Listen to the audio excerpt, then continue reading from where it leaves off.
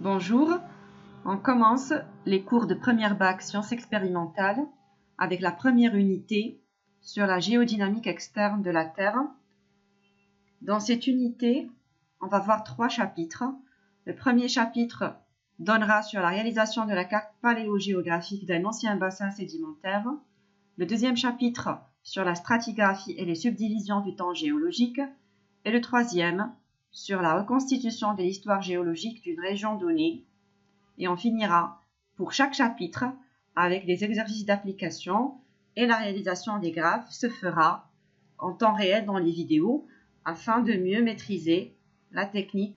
On commence avec une petite introduction dans laquelle on parlera du cycle des roches sédimentaires.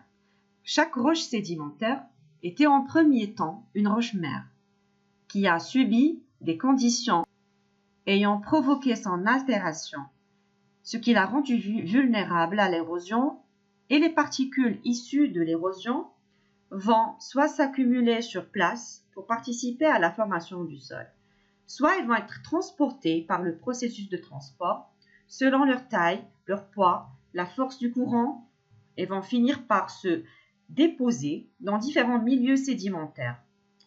Après leur sédimentation, il y aura formation de nouvelles roches sédimentaires. C'est le processus de diagénèse. Et la remise à l'affleurement de ces roches vont leur rendre à leur tour des roches-mères qui vont subir une altération et l'érosion, etc. La première activité sur les caractères et classification des sédiments.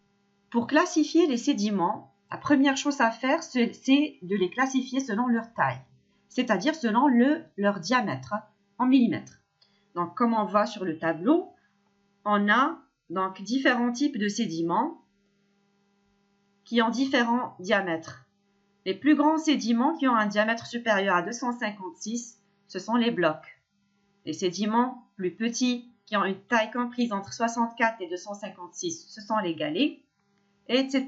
On a une diminution du diamètre jusqu'à ce qu'on arrive aux argiles qui sont les plus petits sédiments, c'est-à-dire qui ont le plus faible diamètre.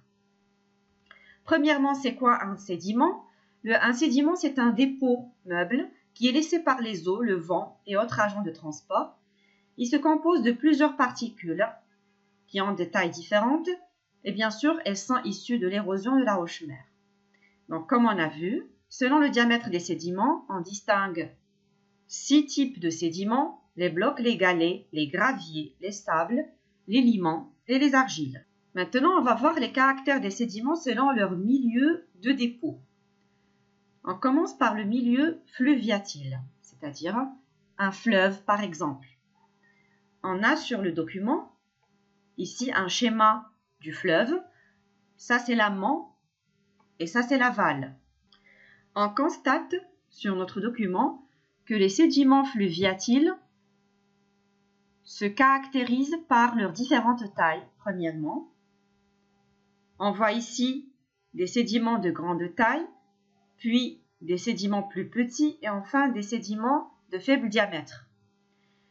Et ce classement des sédiments de l'amont vers l'aval du fleuve, ce classement se fait par ordre décroissant, c'est-à-dire que le diamètre des sédiments va diminuer de l'amont vers l'aval. Les gros sédiments se trouvent à l'amont et les plus petits, à faible diamètre, se trouvent à l'aval du fleuve. Pourquoi? Parce qu'en amont, il y a une pente qui est raide et donc la vitesse du courant elle est forte, ce qui donne un dépôt et une sédimentation des sédiments grossiers. Alors qu'en aval, c'est le contraire. La pente, on voit qu'elle est faible et la vitesse du courant aussi. Donc, les sédiments fins vont avoir les conditions adéquates afin de se déposer et sédimenter en aval du fleuve. En milieu côtier, une plage, les sédiments sont classés selon leur taille par ordre décroissant de la côte vers le large. De la plage vers les fonds des océans. On voit ici sur la côte les galets qui sont des sédiments de grande taille. Ensuite, il y a les sables, puis les sables en argile. Il y a aussi une constatation à faire en ce qui concerne le milieu côtier, c'est les sédiments qui se trouvent au niveau de la plage. Il y a des plages où il y a des galets et des plages où il y a du sable fin. Cette différence, elle est surtout due à la roche-mère qui se trouve aux alentours de ce milieu côtier et dont l'altération va donner des sédiments qui se déposent sur la plage. On entame maintenant la deuxième activité sur l'étude statistique de la composition d'un sédiment. Donc, pour étudier la composition d'un sédiment, on va procéder à l'analyse granulométrique du sédiment. Donc, c'est quoi la granulométrie? C'est l'analyse de la distribution statistique des classes des particules élémentaires d'un sédiment, et ceci grâce au tri par tamisage. Donc, l'expérience d'analyse granulométrique, elle consiste à avoir un échantillon du sédiment à étudier qu'on va préparer, donc pour après procéder au tri par tamisage. En quoi consiste la préparation du sédiment pour le tamisage? Ça consiste premièrement à un lavage, le lavage avec de l'eau, tout simplement, pour éliminer les limons et les argiles.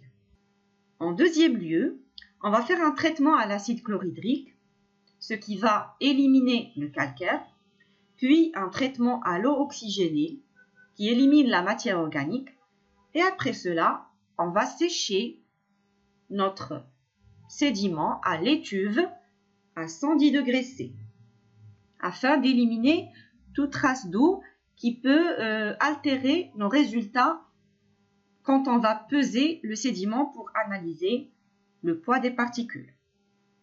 Après cette préparation, on procède au tamisage. Pour cela, on utilise un dispositif qui s'appelle la colonne de tamisage. Cette colonne est formée de plusieurs tamis superposés l'un sur l'autre, et ces tamis diffèrent par le diamètre des mailles. Le premier tamis ou le tamis qui se trouve en haut, le diamètre de ces mailles, c'est 16 mm, c'est le plus grand diamètre, et le diamètre va diminuer jusqu'à ce qu'on arrive au dernier tamis qui se trouve en dessous, qui a 1 sur 16 mm de diamètre. Donc, pour le tamisage, on dépose 100 g du sédiment qu'on a déjà lavé et séché, c'est-à-dire qu'on a déjà préparé.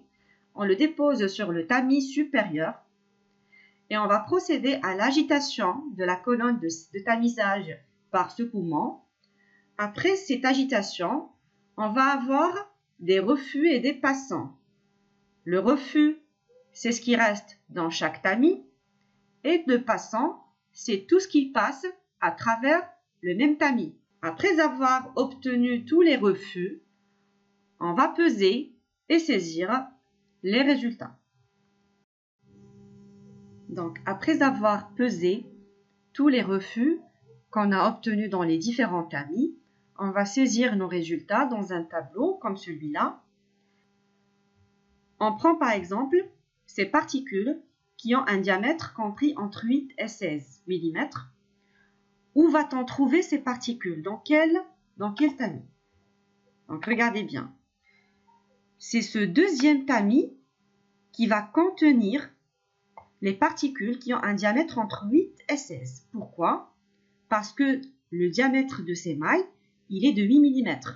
C'est-à-dire conserver les particules qui ont un diamètre supérieur à 8. En même temps, le tamis supérieur, il a un diamètre de 16 mm, c'est-à-dire il va laisser passer les particules qui ont un diamètre inférieur à 16 mm. Ça marche? Donc, on va garder ici, dans ce tamis, les particules entre 8 et 16 mm. On va le mentionner en jaune. Et on va peser ces particules et on note leur masse en grammes. C'est petit a par exemple. Maintenant, pour les particules qui ont un diamètre compris entre 4 et 8 mm, On va les obtenir dans le tamis numéro 3, qui a un diamètre d'émail de 4 mm. On note la masse de ce refus, par exemple petit b. De la même manière, on va faire la même chose pour tout ce qui reste. De 2 à 4 vont rester dans le tamis numéro 4. Et on note leur masse, etc. Donc, par exemple, pour le dernier, il va garder les particules qui ont un diamètre entre 1/16 et 1/8 mm. C'est celui-là, c'est le dernier. Et on va noter la masse du refus. Après ceci, on va déterminer le pourcentage de chaque refus. C'est-à-dire, on a la masse du refus et on va déterminer son pourcentage par rapport à la masse totale du sédiment étudié. Tout ça, on va le voir après dans un exemple pour mieux comprendre et assimiler cette opération. Puis, on va déterminer aussi le refus cumulé de chaque tamis. Sa définition, c'est très simple, la somme du refus du tamis lui-même et de tous les refus des tamis de maille plus grande, c'est-à-dire qui se trouvent au-dessus du tamis étudié. Pour comprendre ça, on va prendre le tableau. Donc, on a déjà donné les masses des refus en grammes. On va premièrement calculer le pourcentage de chaque refus et après, on va calculer ce qui s'appelle le refus cumulé, qui est aussi en pourcent. Donc, c'est quoi le refus cumulé? On a dit, c'est le refus du tamis lui-même et les tamis qui viennent avant. Pour ces particules, ce sont les particules qui se trouvent dans le premier tamis. C'est-à-dire, ici, le refus cumulé va rester le même. Donc, A, ça reste A%, ça reste A%. C'est la même chose parce qu'il n'y a pas de tamis avant. Pour le deuxième refus, par exemple, c'est petit b, %, ajouter le refus du tamis et le refus du tamis qui vient avant, c'est-à-dire A plus B. Donc, A plus B et on l'écrit. Donc, c'est comme si on va faire comme ça. Donc, ça plus ça et on donne le résultat ou bien la somme ici. La même chose. Celui qui vient après, qu'est-ce qu'on va faire? C'est plus ça et on l'écrit ici. Donc, A plus B plus C. Celui-là et tous les refus qui viennent avant. La même chose pour le suivant. Donc, c'est celui-là, cette somme, A plus B plus C. On ajoute le petit d et on écrit le résultat ici. Et ainsi de suite. Jusqu'à ce qu'on obtient à la fin, on doit obtenir absolument ici le pourcentage 100%. Si on n'obtient pas ici 100%, c'est sûr on a fait une erreur quelque part. D'accord? Toujours pour savoir qu'on est sur la bonne voie, qu'on n'a pas fait de faute, on doit avoir ici 100% pour le refus cumulé du dernier tamis. Donc, on va prendre un petit exercice d'application. On dépose 100 g de sédiments sur une colonne à tamisage. Après agitation, les refus de chaque tamis sont recueillis et pesés avec soin. Le tableau qu'on a ci-dessous représente les résultats. Donc, la première chose qu'on nous demande, c'est de calculer le pourcentage de chaque refus. Donc, voilà, c'est la première chose à faire. Ici, on a les masses de chaque refus. Et à partir de cette masse, par rapport à la masse totale du sédiment, on va déterminer son pourcentage. Donc, ici, si on fait la somme de toutes les masses qu'on a des refus, on va trouver que c'est 100 g. C'est pour ça, notre calcul, ça va être facile, c'est-à-dire 6,25, c'est le pourcentage qu'on cherche, et 100 g, c'est 100%, et on va obtenir 6,25% comme pourcentage du premier refus, etc. De la même manière, ça reste la même chose. Donc, c'est un exemple très facile. juste pour comprendre la procédure. La deuxième chose à faire, c'est de calculer ce qui s'appelle le refus cumulé ou la masse cumulée. Donc, comme on a dit, le refus cumulé, on prend pour le premier refus, ça reste la même valeur. Sinon, pour les refus qui viennent après, on va prendre la valeur du refus et on va ajouter les refus qui viennent avant. Le refus cumulé, c'est 6,25, ça ne change pas parce qu'il n'y a pas de refus en amont. Ici, le refus cumulé, c'est 17,5%, c'est 11,25 plus 6,25. 37,5%, c'est 20 plus 17,5. 61,9%, c'est 24,4% plus 37,5%, etc. jusqu'à ce qu'on obtient la dernière valeur, comme on a dit, qui doit être 100%. Après avoir regroupé les résultats de l'analyse granulométrique, on passe à la deuxième étape qui est la plus importante. La première chose à faire, c'est réaliser l'histogramme et la courbe de fréquence. Comment réaliser l'histogramme et la courbe de fréquence? On va le voir dans une autre vidéo en détail.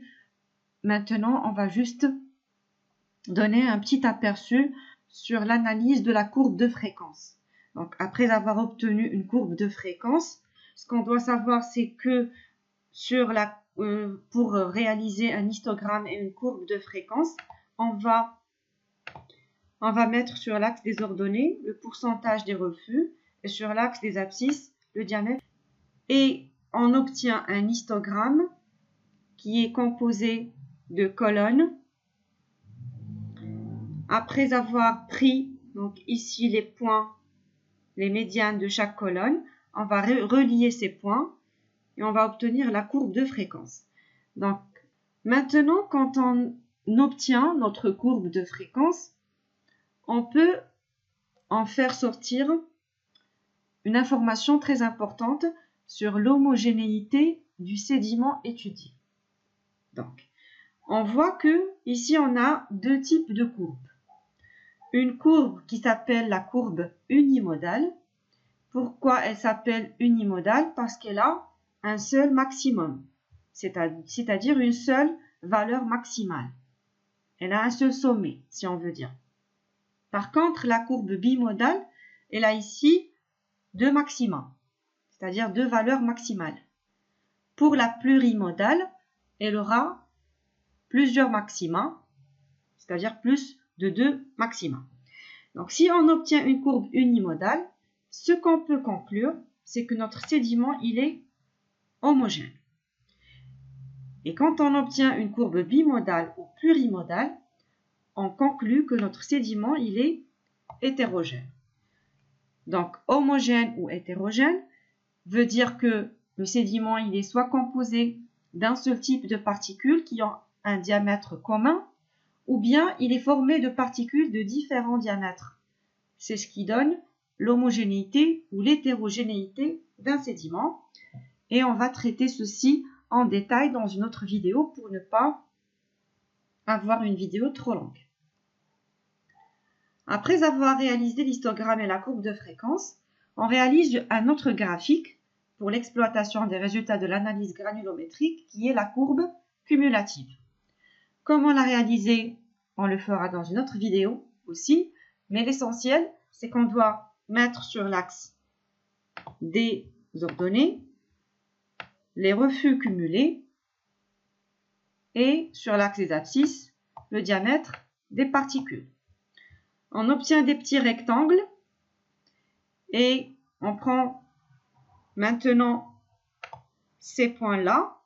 Donc, je vais faire la vidéo où je vais réaliser la courbe cumulative en détail. On prend ces points-là qu'on va relier pour obtenir la courbe cumulative. Maintenant, l'intérêt de cette courbe cumulative, c'est ce qu'on voit en rouge. C'est ce Q1, MD et Q3. C'est Q1. Donc, le Q1 et le Q3 s'appellent les quartiles. Donc, les quartiles, on a deux, le Q1 et le Q3. C'est quoi? Ce sont des diamètres. C'est-à-dire, Q1, c'est l'abscisse correspondante à l'ordonnée 75%, c'est-à-dire le diamètre qui correspond à 75% du poids du sédiment. Donc, ici c'est 75% et ici c'est le Q1.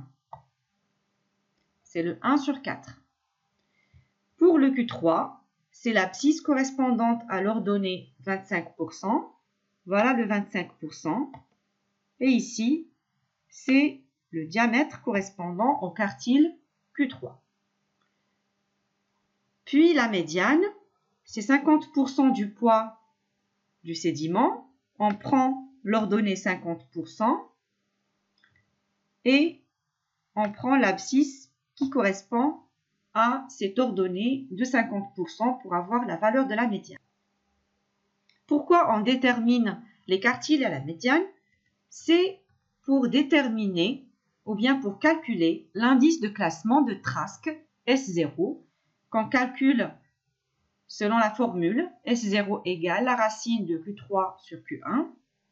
Et cet indice de Trask, c'est lui qui va indiquer la qualité du classement de notre sédiment. La courbe cumulative nous permet aussi, par sa comparaison avec des courbes cumulatives de référence, de déterminer le milieu de dépôt de notre sédiment étudié.